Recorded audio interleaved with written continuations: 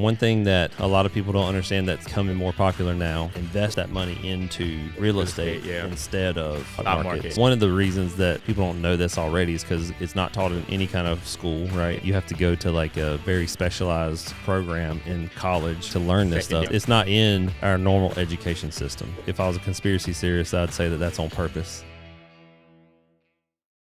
What's up? I'm Keith. And this is D. We are back for another episode of the Defiant Life Podcast. And another one. Right, where we like to defy the laws of mediocrity. Got him. Well, this is like episode, I don't even know, it doesn't matter. It's an evergreen episode. Yeah. But today I kind of want to hop into some creative thought processes. Okay. How you feel about that? I don't even know what that means. All right. Well, you know, one of the popular questions that we get from a lot of people online is, I ain't got no money. Yeah. How can I afford to buy any kind of real estate? I saw y'all's ad. You had $2 and change in your bank account. This got to be a scam, you know? Right. Type of thing. So I want to kind of hop into that and talk about how you can acquire property with no money if you don't have any money, right? Okay. Want to do that? Yeah. So, I mean, there's lots of ways that you can do it. Let's go down memory lane. How did you acquire your first property? So the first deal that I did, so I was driving in the car with a friend before doing the deal, and we had done some business together in the fitness business. He owned a gym, and I owned a personal training company, so we worked together for a while. And I was actually getting out of the personal training company, and I just told him, like, yeah, I would like to be a real estate investor. I just don't have any money. And he's like, well, I got money. Mm-hmm. So we partnered up, and he put up the money, and I did all the work. And that is very typical. It's a very common way for people to do it. You know, I had been studying real estate for a long time leading up to that. It took me like 5 years of reading books and listening to podcasts and all that stuff. And so, we found a deal, and he put up the money, and I did all the work. So that's like probably the most common thing. And I remember, I remember whenever I did that, I had done a couple of deals maybe at this point, and I had a friend who, I don't know, we were just talking about her friend who did a business or something, and she was like, yeah, I think it's a scam because this person gave him like a couple $100,000 to start this business, and then they split it 50-50. And I was like, that's pretty common. Yeah, it's not a scam at all, you know?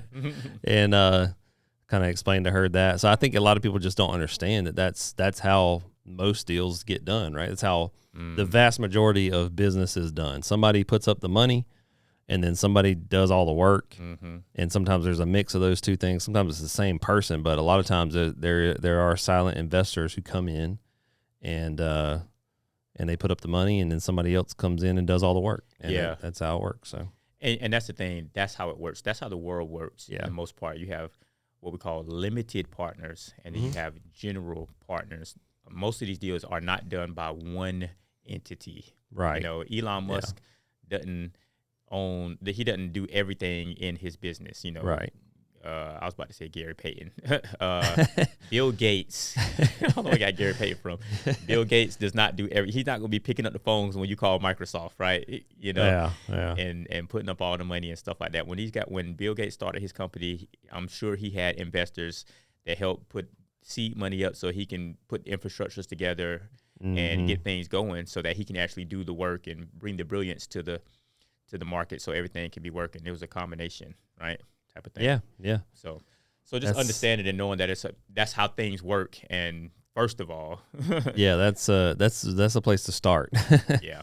So yeah, I mean, it's not like a secret thing, right? Mm-hmm. There's no like secret formula to it. It's just you have to be creative, and you have to figure out how to meet somebody else's needs, and also how you can move yourself forward. So the more value you can add to somebody, the more likely you are to get funding for whatever it is you're trying to do. So in the real estate space, you go out and find a deal.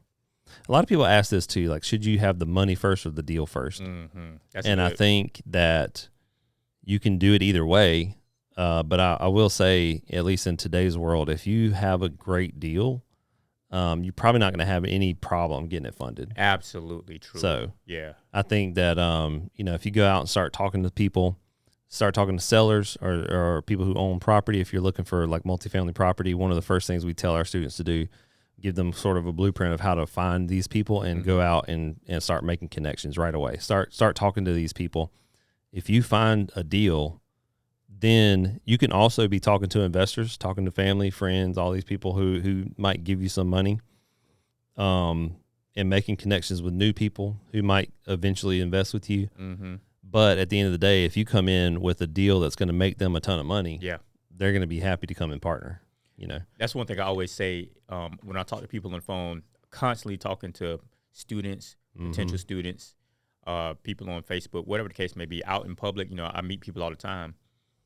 And their number one concern is, man, how can I afford? I talked to this guy this past weekend. He said, I almost have enough capital to start getting into real estate, to start getting into multifamily investment.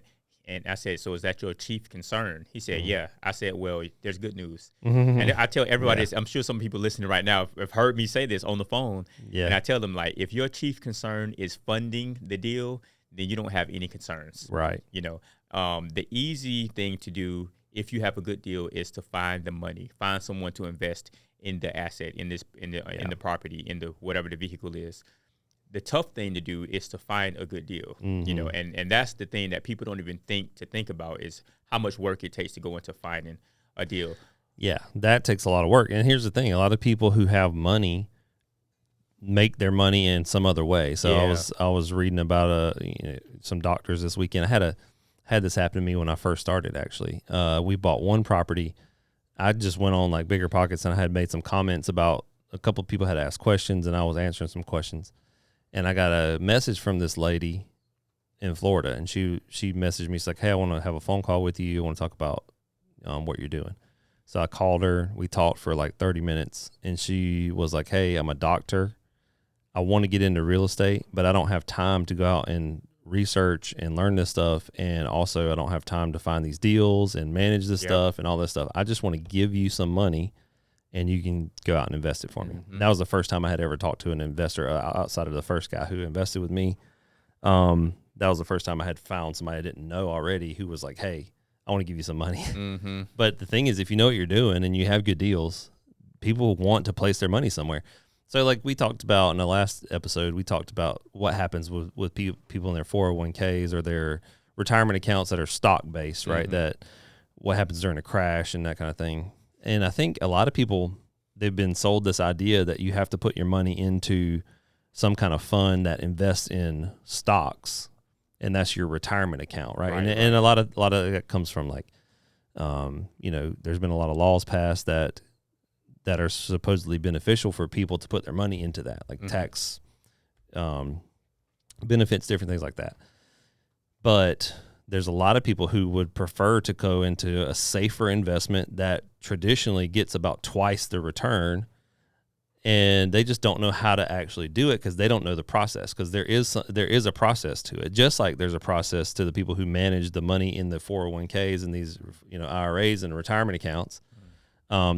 Basically what you're doing is giving your money to somebody who's doing the work, and then they're taking a cut, and then you're getting whatever's left over. Yeah. People don't understand that, though. They're just like, oh, it's a 401k. It's like a nebulous thing. It's not real life. It's like, I just put my money into this account and then I get interest. That's not how it works. Bro, like some people just don't know. And I'm not trying to say this to sound, as a derogatory type of statement, but tradition and systems and just the normal flow of whatever prevents people from really knowing a lot of times what is going on, to really pull the veil back and be like, oh, okay, this is what's happening right now. This is where this is what a 401k is. This is how it really works.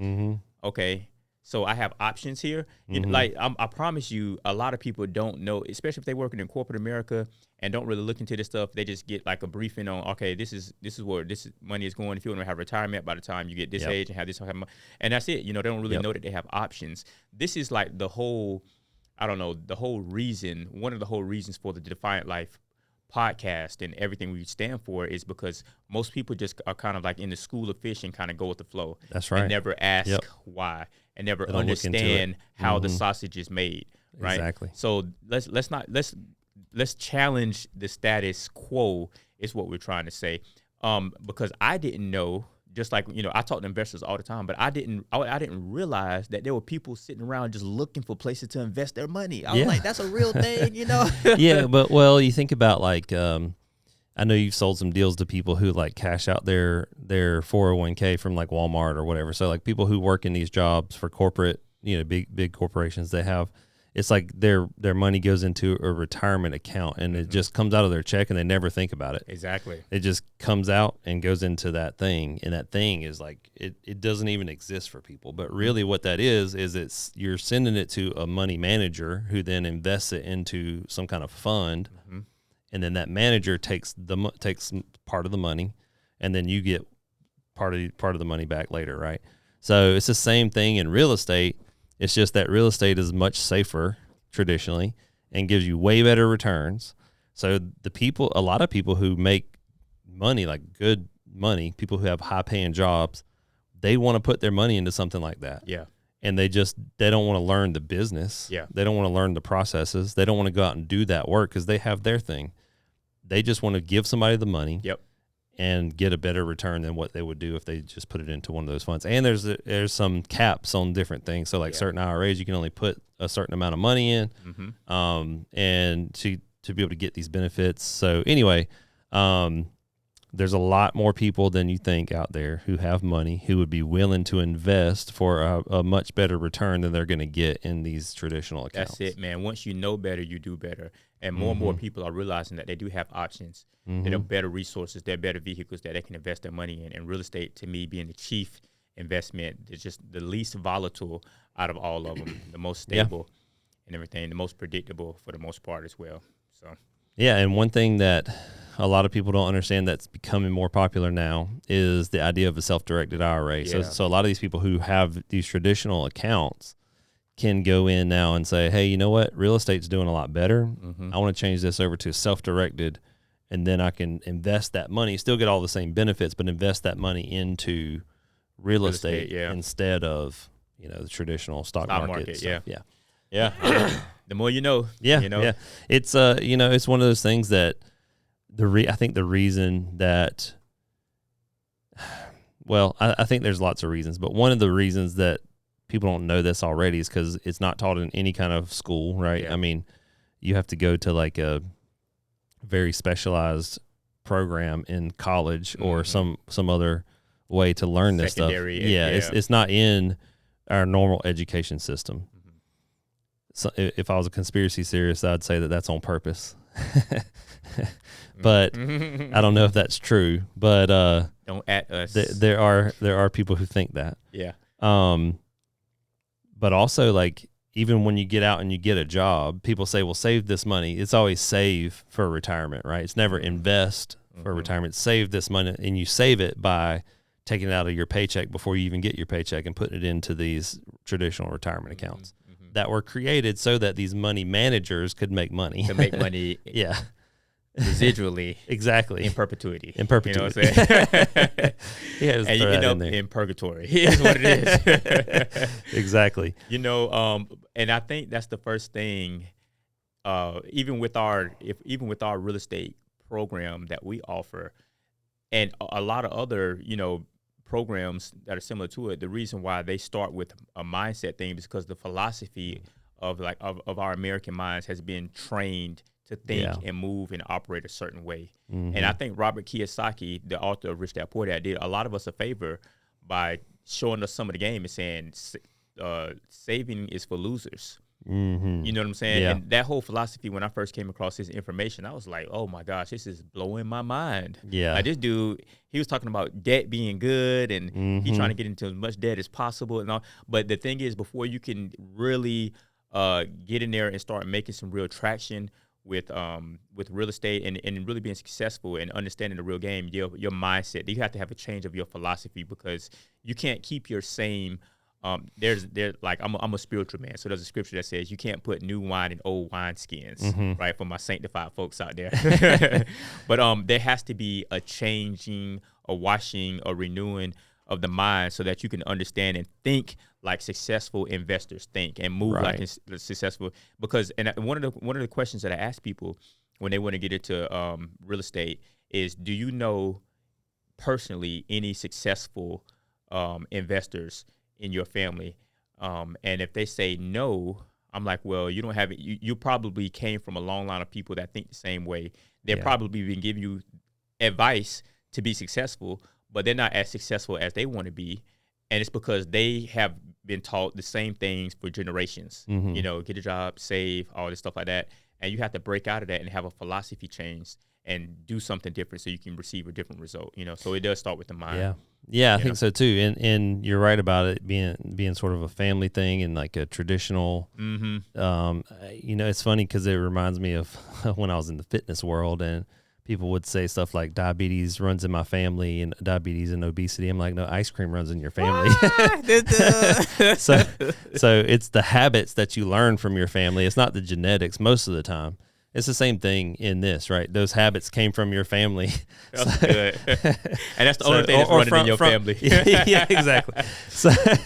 So not necessarily even the family, but like it's the whole structure, the whole education system and the whole mainstream, get a job and this whole idea. So people just don't understand how this stuff works. So they're like, you can't buy real estate without money. We get that all the time, right? You can't buy real estate without any money.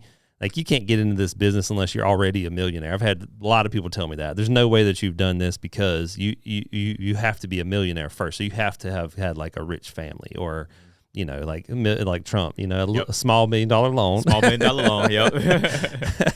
So it's got to be like something like that. Like you can't actually make it on your own. But in reality, you just have to have a little bit of knowledge. That's it. You just have to have a little bit of education with the right way to do things. And the thing is, like, once you understand it, it's common knowledge. Like to the people who are in the game, it's common knowledge. Oh, I need to go get $1 million before Tuesday. Okay, let me make a couple phone calls. Exactly. And they're like, all right, great. Yeah. I called 10 people and I got $2 million. Yep. It's like, but you know what they're not saying? They're not saying, oh, well, how many hours I got to work for that? Or what can I pawn? What can I sell? Yeah, exactly. But seriously, that's a lot of people, if you told them, hey, you need to make $1 million by the end of the week, like where do they go in their minds? Yeah. Successful people, they have a change of philosophy. They're going to get on the phone, you know what I'm saying, type of thing. And they're going to work with their mind. They're going to use their strongest tool, which is their mind. Right. But people that don't have that change of philosophy, they're going to be like, it's impossible. There's no way I can sell enough, make enough, borrow, you know what I'm saying, type of thing. Yeah. And so that's the thing. And that's one of the first things that I saw, and I mentioned it before, that I saw with people like you and when I first started getting into it, and I'll talk about it in a little while, was your mindset change. When I saw your mindset change in my mind, I was like, there's nothing that he won't accomplish. Because he sees, like we would drive by properties. And Russ, I don't know if you can attest to this too. We would drive our properties, and this property would be for sale for like $26 million. He's like, oh, okay, so let's see, I can do this and do that, and I'm like, hold on, what? I can't get past the $26 million, and there was not a doubt in your mind because the way you looked at it, your process was totally different. You didn't think like you came from a poverty mindset anymore. Right. You know what I'm saying? It's not, I can't afford this. It's how can I afford this? That's right. And that's not something you can just know. You have to embody that. That's like something that it has to be resolved inside of you. You know, you have to be that type of person for that to be your knee-jerk reaction. Right. You know what I'm saying? Right. And that right there only comes through ingesting the education and being around people that think like that. That's where it did it for me, because I was like, that's crazy. I'm never going to be able to afford these apartments, never going to be able to afford all this stuff like that. But being around people that think differently, that move differently, is what really started to change the temperature and the climate of my mindset, type of thing. So that, and then there are creative ways of doing things, So like even with my first deal, you mentioned it a little bit, there were some people that had some money that they wanted to invest, right? And there was another lady that had a property that she was willing to sell because it had become a burden to her, right? So I didn't have any money. I'm trying to get my first deal done, and I didn't, like you said in yours, you had 2013 cents. I ain't have no money, and my mama, right? I couldn't borrow the money. I ain't know nobody with no money, So I'm like, okay, well, so I through me getting the proper education, understanding how to acquire and control the property, right, with no money. How to legally get this stuff done and get the paperwork drawn up by a real estate attorney, knowing what I could and couldn't do. knowing how to navigate through the deal, I was able to acquire a property with no money towards the seller, and then also get a contract written up with an end buyer, right? And for us to settle on and negotiate a price for how much they would purchase it for and how much they were going to pay to lease with an option to buy type of situation. I was able to acquire a deal from the end buyer, come to a deal with the seller, and kind of meet in the middle and essentially take money from the end buyer and pay the difference to whatever I negotiated with the lady that was going to be the seller of the property, right, to get her where she needed to go, get her out of her rut, out of her situation. Now she's happy. She has money in her pocket. She don't has debt hanging over her head. And also the end buyer is happy because they get a property and they're leasing to own with the option to buy, whenever they want to. So these people couldn't qualify. The end buyers couldn't qualify for a home traditionally because they didn't have great credit. right. They didn't have a good history, all this stuff like that. And I didn't care about that. All I cared about was like, what do you need? What can you afford? Do I have something that can work for you? And we were able to negotiate terms and draw the contract and get all the paperwork done. So everybody was happy. And in result, everybody got what they wanted. And also for me, facilitating that deal, for finding the deal, putting the deal together, structuring it, and then taking it to my closing attorney to put the terms together legally so everything is bound and protected. We were able to structure that deal together. And I ended up making $5,000 at the closing table, for structuring the deal, and also cash flow on that property as well. And everybody was happy. I did not have any money. I didn't have two nickels to rub together. Right. All I had was education. I had an understanding and me going out there and networking and putting the pieces together for my first deal. Right. And like to make that $5,000 in one chunk for just talking to people, it felt great. Yeah. But let me tell you what felt even better. Like, when I got my first rental check, bro, it was not that much money, but the feeling I got, I was like, oh my gosh, I'm sitting here looking at my bank account, and to see that deposit into my bank account, knowing that that's going to come every month, was a magical feeling. Yeah. It was so liberating. It was so freeing. I was like, man, this is it. I have an asset now. You know what I'm saying? And it changed me forever. I was like, all right, let me go out here and do it on a larger scale. And go out here and make some real money doing it, Yeah. So that was a creative financing situation right there, Yeah, well, I know I've told this story before, but the first rental check that I got from the multifamily property, the first multifamily deal I bought, it was actually cash, and it was $6,000 that came out of an Eggo box that the manager kept in his freezer in case somebody broke in and tried to rob him. They couldn't find the money. Yep. Like I said, cold hard cash. Yeah. So it was interesting, but yeah, I mean, but do you remember the feeling of your first like residual? Yeah. Like, how did that feel, man? Yeah, it like, was great. I was like, oh, this is awesome, like it actually worked. Yeah, I'm doing it, you know. It was good. Yeah, it was amazing, So that's what it was when I decided to buckle down, because like you said, with you, it took you 4 to 5 years to kind of learn the game. You did the research on it. It was all free education. Yeah, but well, it took you a books long weren't time. technically free, but yeah, pretty much. So pretty you much, bought but it took me forever. Yeah, because you did it on your own, right? And you did it the free way, and it took you 4 or 5 years, but then it worked. Right. Same with me. What I did was I was like, man, Keith, I want to learn this game. Will you hire me as your property manager? Right. I want some on-the-job training. Let me get in there. And I was terrible at first. Yeah, I remember you came to me. You're like, listen, I want to learn this. I want to learn how to do this. I'm going to be here for like a year and a half. And then I'm going to go out and do this on my own. I was like, all right, cool, let's do it. So you came in, managed the property, and then learned all the numbers, learned how to do all that stuff, and then went out and started doing your own deals. So that's exactly what it was. Yeah. But I was at a place in my life then that I could do that. I had the freedom and flexibility to do that. Yeah. And I knew that investment in time, even though I wasn't making a whole lot of money, the skills and the knowledge I was gaining was paramount. Like it was, it was worth everything. Yeah, that's a good way to get the education for free, right? Yeah. I mean, it's not necessarily free. You're actually making money, but you're giving all your time to it. Yeah. So, and immersing yourself in it is a great way to do it. So, for somebody who doesn't have any money, can't buy coaching, who just like they want to get in it, but they don't know how, and they can't afford to pay anybody to teach them, then that's a great way to do it. Go in and see how you can add value to somebody, and work and learn that way.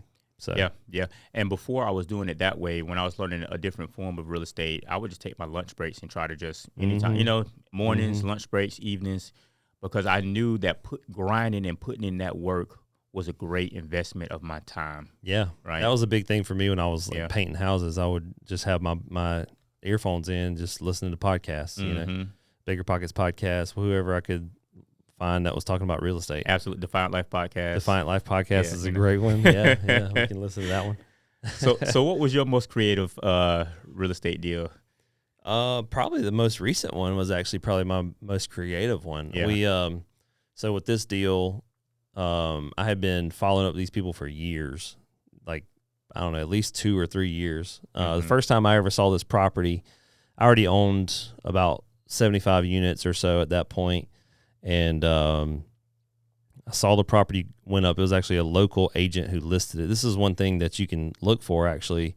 A lot of times these local agents will list bigger commercial properties, and they don't really understand how the numbers work. They don't really understand what the property's worth. So sometimes that can be a good source of deals, but a lot of times they'll be way overpriced because the people who are listing them don't really have any idea how to actually evaluate the property. So in this situation, the guy had it listed for a really high price. I don't remember exactly what it was, but I remember I called the real estate agent and I was like, "Hey, how are you getting this number?" And she was like, "Well, he owes this much on it, so he needs to make this much in order to be able to sell it." And I was like, "Yeah, but if you look at the rent roll, like I don't even think they had a rent roll, but I was like, what do they rent for? What are the numbers?" And so she gave me the numbers. I was like, "Well, based on this, it's only worth about half of what you're asking for it." And she's like, "Well, he owes this much, so he needs to sell it for this much in order for it to make sense." And I'm like, "Well, that's fine, but it's just not worth anywhere close to that." So it stayed on the market for at least a year or two. Wow. Nobody ever made any offers.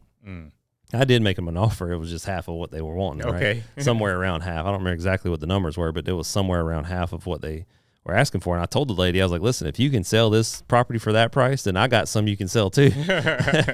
But a lot of times these local agents don't really understand because they don't deal with commercial multifamily properties a lot. So it's just, it's a different ball game for them.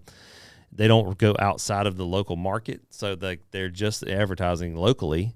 So like nobody ever sees it, nationally. So anyway, with this property, it stayed on the market forever. Then the owner wound up passing away. He's an older guy. Wound up passing away. His son took over. His son was a big part of the problem in the first place. His son was a drug addict. And the guy who owned it was blind. So his son was supposed to be taking care of it. And really what he was doing was selling off their tools and different things and making money to buy drugs with. Support his habit. Yeah, and he was living on the property. So it was just a bad situation all over. But after the guy passed away, I had kept following up with the executor of the estate. I went to her. I said, "Hey, I've been wanting to buy this property, but what they had it listed for was just way too high.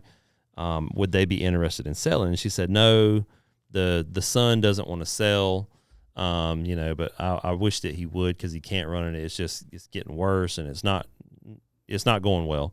So I just kept following up. Like once a month, I would stop by the lady's office. She worked at a CPA's office. I would just stop by there and say, "Hey, look, what's going on with the property?" And finally, she got to a point where she said that they were interested in selling. And so I would go by there like once a week and just stop by. "Hey, what's going on? Have you talked to the son?" And she keeps saying like, "Yeah, I'm trying to get him to do it," all this stuff. So finally, he wound up going to prison. So he got arrested, went to prison. Look at God. Then his daughter took over the property. The son that's in prison's daughter took over. Correct. So the granddaughter of the original owner who had listed it. Okay. So I kept following up with her. She was doing a much better job managing, so she was getting it back in order a little bit, increasing the value, not really even knowing that she was increasing the value. Okay. She didn't understand the numbers either, but she knew that what was happening before wasn't good. Dang. So she was like fixing stuff up, putting the rental money back into the property to fix it up and make it nicer. Okay. So that helped a little bit. So I kept talking to him. And then there was a period of time where we were selling our portfolio that I kind of backed off and I wasn't really talking to him for a while. And then I saw the daughter one day and I just said, "Hey, I know you're running that property out there still. At this point, her dad was still in prison.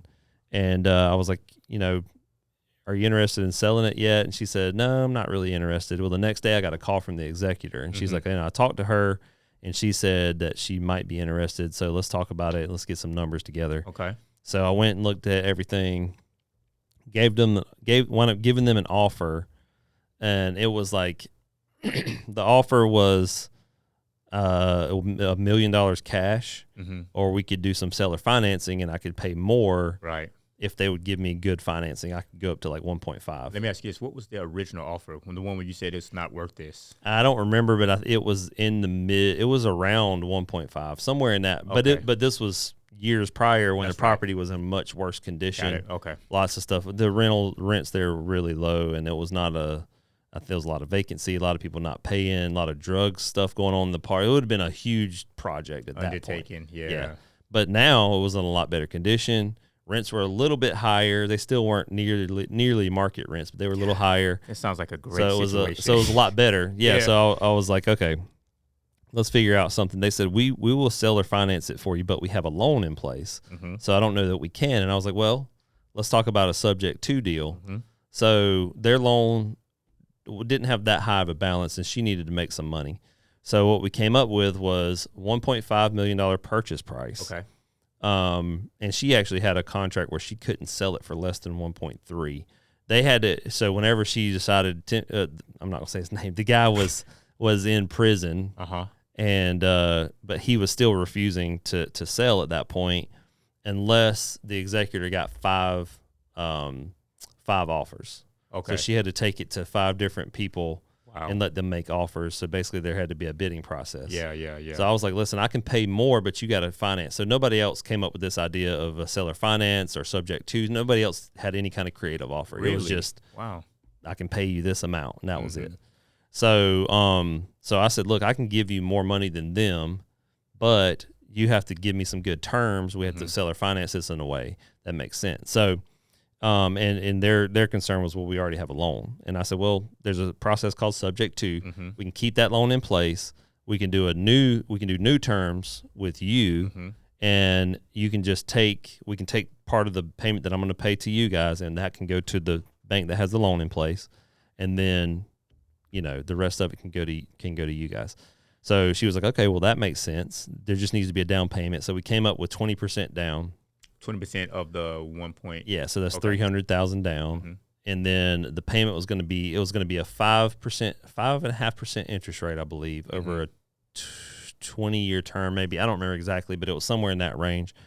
Well, then during due diligence process, I wound up figuring out that they had a bunch of people who weren't paying rent, like most people. So that means that their rent roll was not accurate. Correct. Their rent roll was not so the rents on the rent roll were correct, but only a small percentage of them were actually paying on time. So it's actually worth less. Yeah, correct. Yeah. So I went back and said, listen, based on this, we need to lower the price, and I have to lower my down payment because I'm going to have to kick most of these people out, and then I'm going to have huge rehab costs. Yeah, and vacancy. So we renegotiated to a $1.3 million price, which was the lowest they could go. That's right. Based on their contract with the estate, right? Then instead of paying $300 down, I paid $125 down. Ooh. So that gave me an extra $175 to use towards rehabs. So my rehab budget actually didn't wind up changing very much. Right. But it actually, most people wind up paying after I went in and told them. We had, after we closed, we told everybody, hey, you have to pay on the 1st. Anybody who pays after the 6th, like if you haven't paid by the 5th, by the end of the day on the 5th, we're going to file an eviction. So I think 2 people left, and we raised the rents immediately on those people. Because the rents were way too low. Okay. So we had 2 people leave, and then everybody else just paid on time. Dang. It's crazy. Whenever you tell like, so here's a tip for people who are getting into this, who want to be a landlord. All right, here we go. Yeah, you need to put it in your scribe over there. Okay.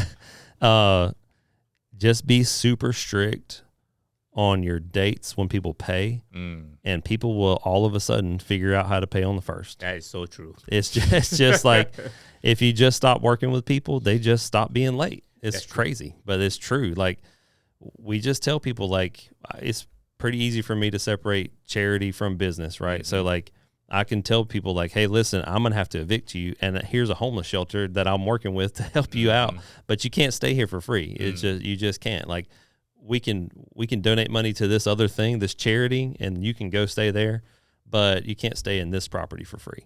So we just tell people we have a 5-day grace period.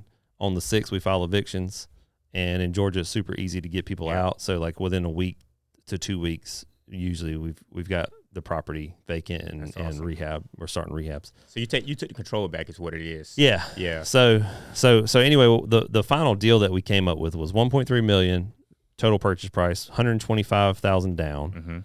And then 20-year amortization, 5.5% still. Correct. 20-year AM, 5.5% interest, and because there's going to be bigger rehab costs than I originally projected, we decreased the first the payment for the first 2 years to $6,000 a month. It was supposed to be like $8,000 roughly. I don't remember exactly. Okay. But we decreased it to $6,000. So this gave the owner of the property, who is now the granddaughter, right, of the original owner, I forgot to mention during our due diligence period, her father passed away. He got out of prison. He got out of prison. He was actually awaiting trial, and he wound up passing away. We don't know if it was a drug overdose, but that's most likely. So anyway, kind of a sad story there. But now it's just her, so that we're dealing directly with her and the executor now. So we talked to her. She's the only heir at this point.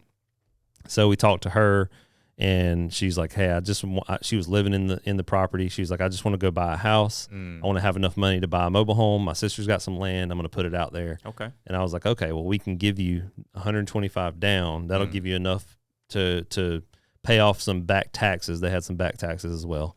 That'll give you enough to pay off the back taxes, go buy your property. Then we'll pay you X amount of dollars.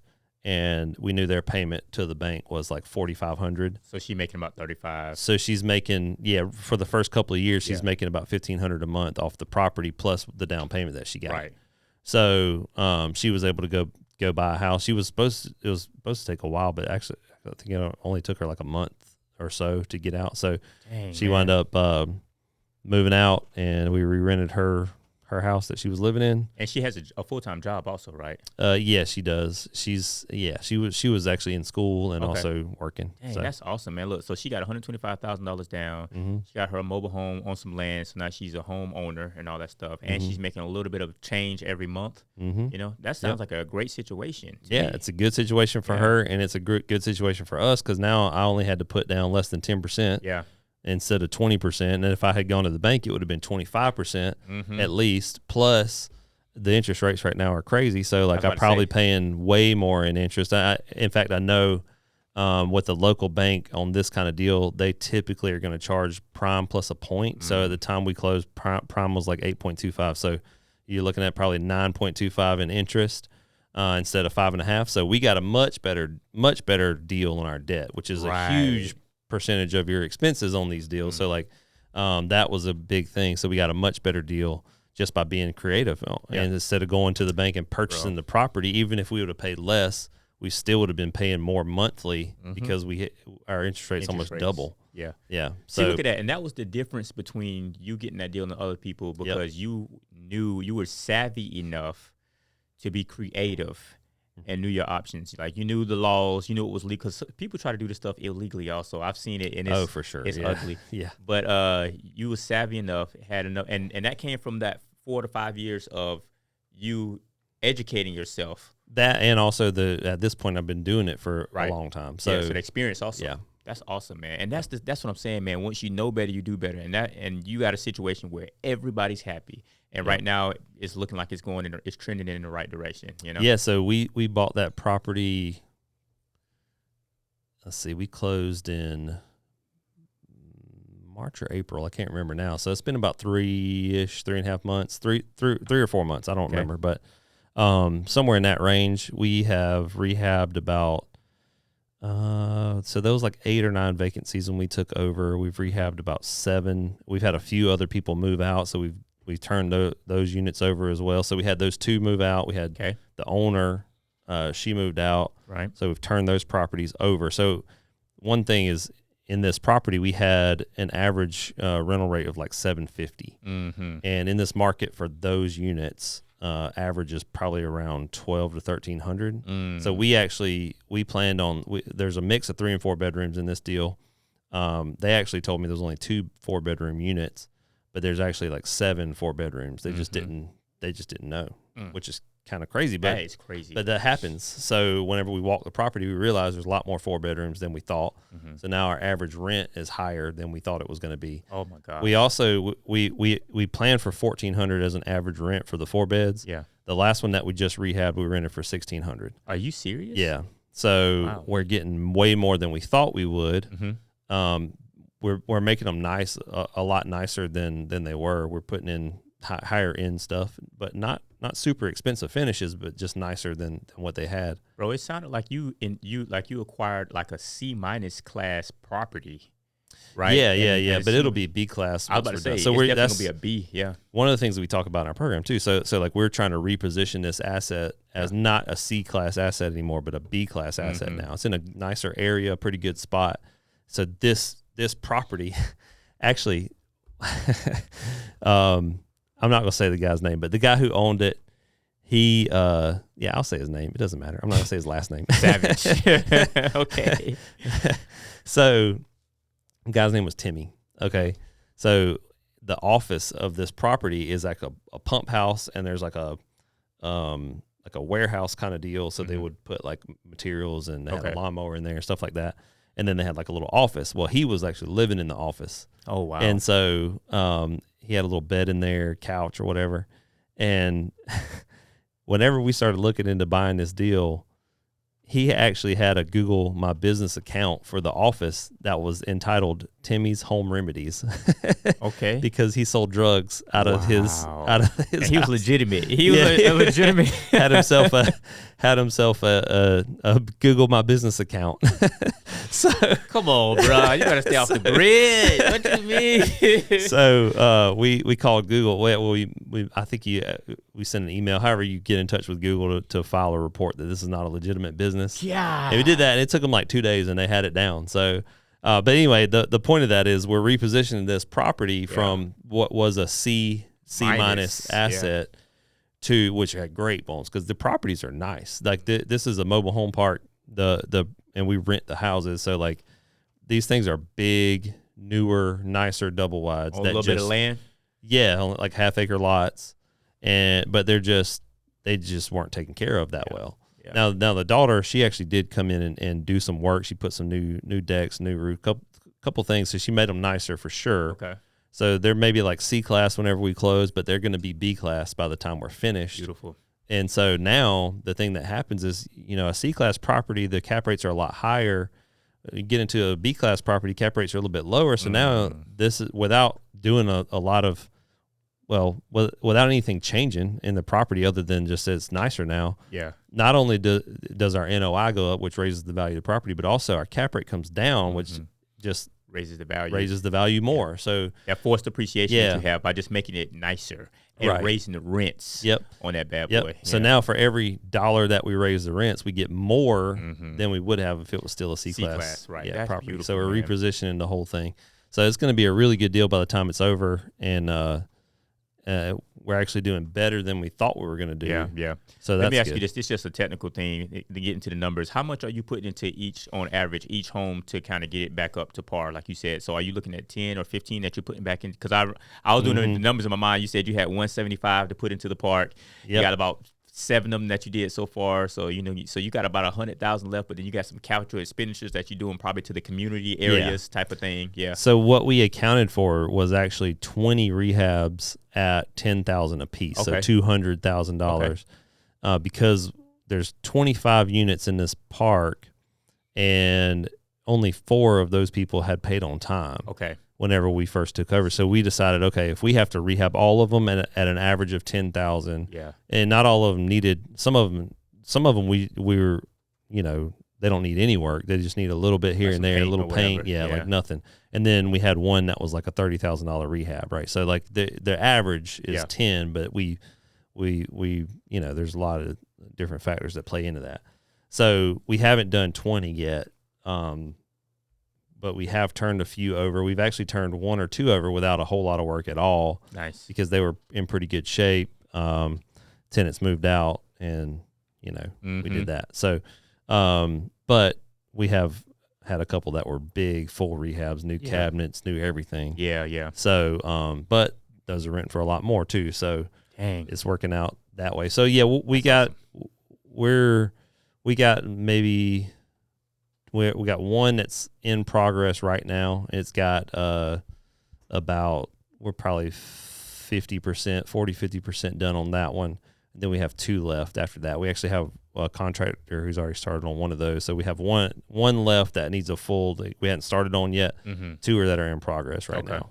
Okay. So, and then we'll be done with the rehabs other than whenever people move out and we have to turn. Yeah. But like most of the units after this are they're not going to be full rehabs. They're going to be like paint, some flooring, a normal turn. Which are actually going to come in a little bit lower than what you projected.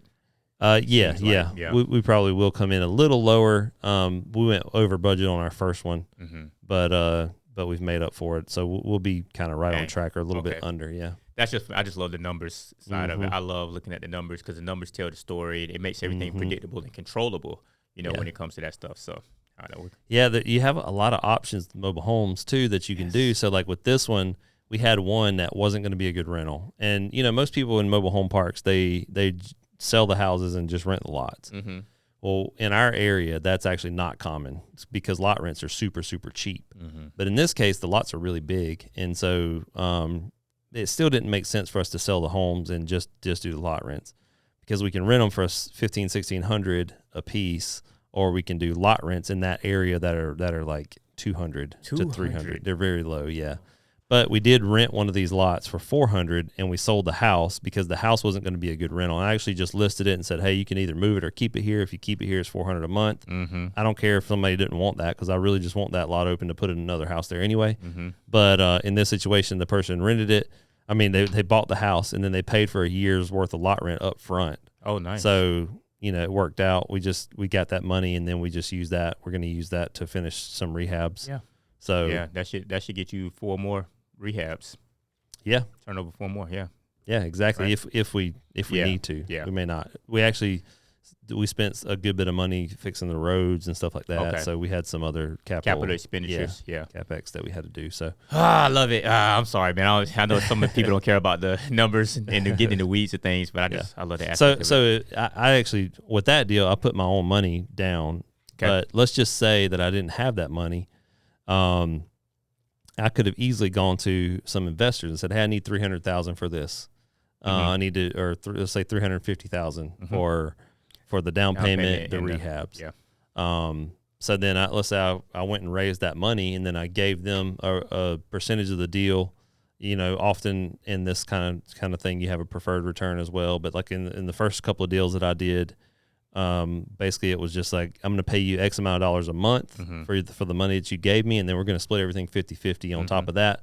Once you get your money back, then we just split everything 50-50. Right. Yeah, and so that's how I did it the first couple of deals, and that worked out really well.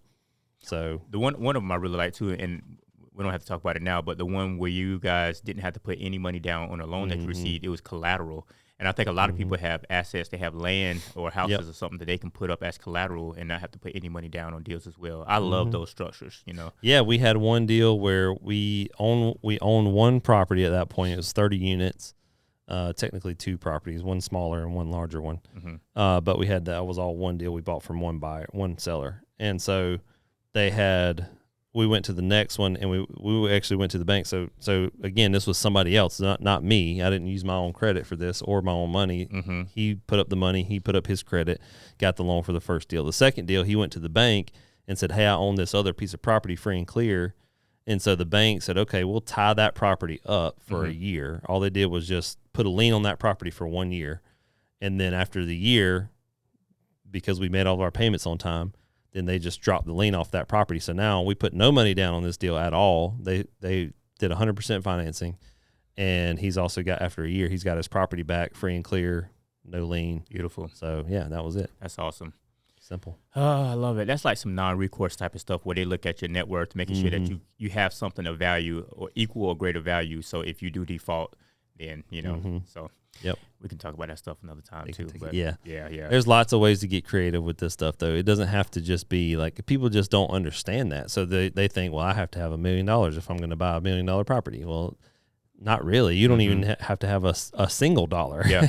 The biggest thing that blew my mind is the people that have the money that still decide to use other people's money, because essentially it's a better return on their investment, which is zero. So it's what's called an infinite return. So like even people, I mentioned him earlier, Robert Kiyosaki, he has millions on top of millions of dollars, and he still uses other people's money to fund these deals. Yep. Right. Because he understands how the game is played and what's going to be the best situation for his situation, you know? So it's that education, getting around people that know it, getting into it, or just getting a coach or a mentor that can really teach you the game so you can hit the ground running and not waste your time trying to figure it out. There's no honor in trying to figure this stuff out on your own. Right. You don't need to. I was talking to this one guy I was talking to last week. He was like 24 years old, but so wise. I said, so why are we on the phone right now? Why? You seem like a smart guy. Yeah. You own your own house. You a salesman. You got a good paying job.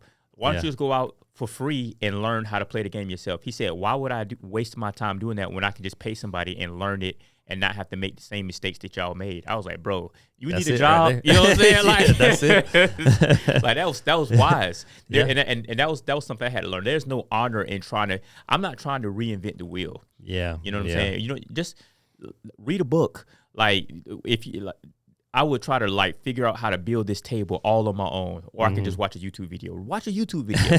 Right. You know what I'm saying? Or pay somebody to do it. Save your time, Yeah, exactly. So anyway. Yeah. Good stuff. Yeah, but so you can get it. It's out there to get. If you don't have the money, you can learn it on your own. If you do have the money, it's best to pay someone to coach you and mentor you and fast track your success. Hey guys, what would you say would be your top 3 books that folks can go to just right off the top of your head for some investing information, maybe even real estate focused? Top 3 books for invest. Well, so honestly, like I said, Rich Dad Poor Dad was the one that really started to change. It opened up my mind to business, to life. It was as if I was in the Matrix and I took the red pill. I was like, oh, what? Yeah, exactly.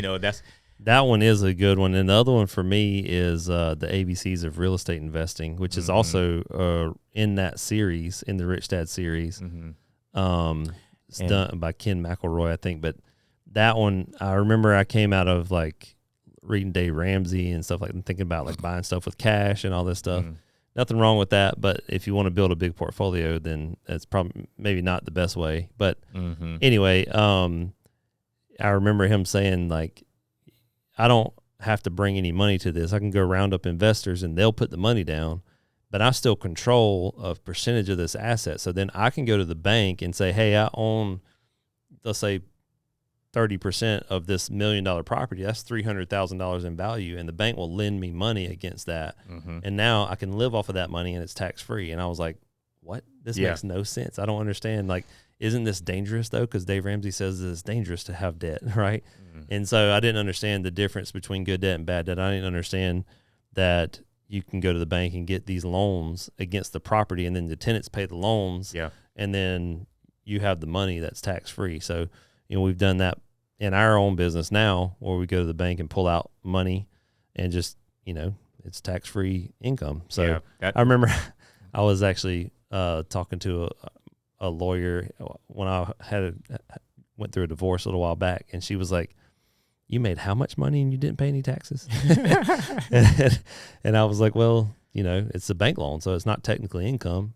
And she was like, she's like a real liberal lady too. She's like, you made that much money and didn't pay any taxes? Oh, that's all she heard. You ain't paying no taxes. You are the devil. I was like, well, it's legal though. I'm not avoiding taxes. It's a loan, so it's not real money. It's not real income, right? And she's like, what? She's like, I'm paying all these taxes. Right. Like, I don't know, man. Get some real estate. Get some education is what it like, is. you can give me some money and I'll invest it for you. And then, you know. I think one of my favorite stories that you told me was that you guys fired a CPA because it was like, hold on. Yeah. What? Yeah. No, that was my business partner at the time. He was like, he went to find this CPA. He's interviewing this lady basically to be his new CPA. And he's like, you know, how can I like write off stuff and not have to pay so much in taxes? And she's like, well, you make a lot of money. You need to pay those taxes. And he's like, oh my God. Triggered. I got to go somewhere else. So we could talk about that. There needs to be an episode of like why you shouldn't pay taxes that you don't have to. So one more book. Most creative finance. Well, just mindset. Most of mine are mindset books. Yeah. Because numbers are numbers.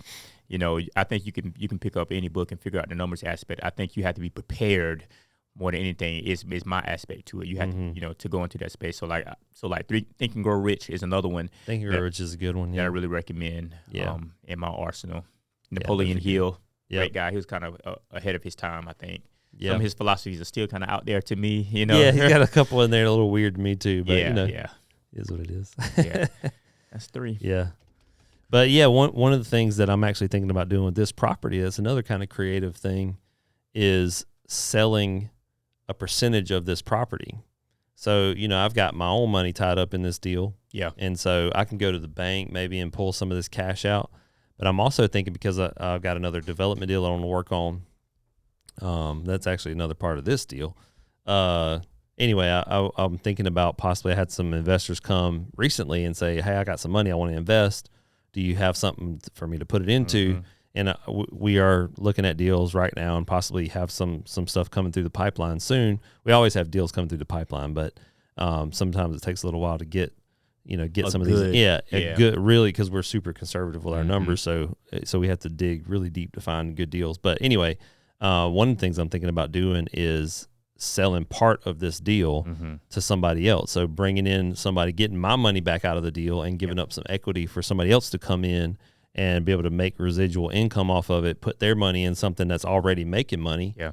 And then, you know, I've got my cash back and I'm still making residual. I'm making less though if I do it that way, but I'm still making money off of it passively, not necessarily passively. I'm operating the deal, but you know, I'm still making money off of that, and I got all of my cash back, which is basically the same thing you're talking about Robert Kiyosaki doing. Instead of putting his own money in, he'll still use other people's money to do it, keep the money that he's made, and then continue to grow the portfolio that way. Right. I had a deal come across my email, same thing. People trying to sell off equity in this huge property. It was like, hey, man, we're looking for investors to come in. You know, we're trying to recoup some of this money that we got back in there. You can have this. And they're spelling it out, something very similar to that. And I was like, man, that's a very attractive model. It is to look into. Well, it is for a lot of reasons. One thing is whenever you invest in these things passively, if you're coming in as a passive investor, there's usually a period where you're not getting a return. Yeah. Like people talk about preferred returns. That's not a guaranteed return. So if your preferred return is 8% on this deal, that means the investors are getting 8% back first before anybody else gets paid. Well, that still might be a year out because this deal might not make any money for a year because you got rehabs going on, you got vacancy, you got to fix the property up, right? So it takes some time. So it might be a full year or more before anybody's making any money. Well, if I go in and I put my money into this deal and I do all that work up front, then the thing that I'm selling you is now a deal that's already making money. So you're going to get a check next month if you come in and put that money in right now. Very attractive. Yeah. So, great vehicle. Yeah. And the proof of concept is already there. You know? Exactly. Yeah. It's already there. We already got everything rented and, you know, so it's just an option. Yeah. Some people do that. I know that Grant Cardone used to do that. I don't know if he still does that, but I know he used to do that back in the day. He would buy at least he said he did. I hadn't vetted any of this information. He said it on YouTube. So, hey guys, I got this deal for you. Yeah. He would go in and actually purchase the property with his own money, get it fixed up, and then sell off the shares of that property pretty much, to somebody else so he can get his money back and go do another one. Yeah. So not a bad idea. Yeah. We'll see. Yeah. Cool, man. There you go. You good? Yeah, where are we at on this on time? Oh, okay, sweet. There you go. All right, we're done. Get out of here.